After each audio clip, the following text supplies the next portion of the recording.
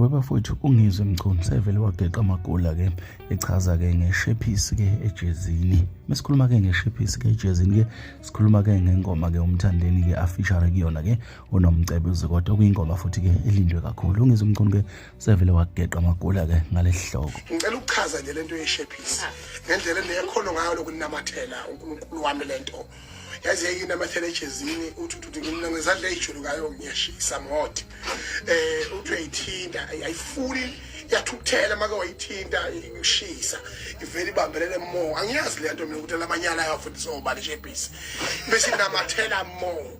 mawuthi uyikhuthula uthi uyihwaya izoba mhlophe futhi ivamile ukuhlala la izobonakala khona nawo othisha ngathi ngilandela i2 light lento kabo uncane awayibheme emndenini ngithi lapha la qhobhoka ijezi ngifuna ubona manje eshephisi ejezini ntangakanani la qhobhoka ijezi maye maqhobhoka ijezi elilandela ngoba phela umlando weshephisi ayinamathele kanye ilokhu ilamathele ejezini ayimiyeke umuntu mayithola ithuba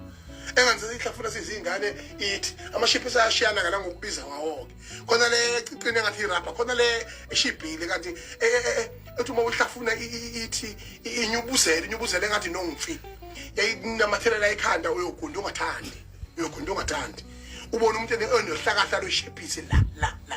ayisadamathele ejezini sinamathele kuya manje ishephisi ke leyo uthi yenzani ishephisi akayisuki i-idea yeshephisi ukuthi saza thathu ijezi abasifaka amajezi amnyama esikoleni sikhiphe ipipe leli phakathi leli ichonti ipeni nothisha uyiputshuzele ngolokunyana inkomnyama ukuze uhlukane nalamasimbi eshephisi enamathele ejezini sicefe sento phezulu komhlaba.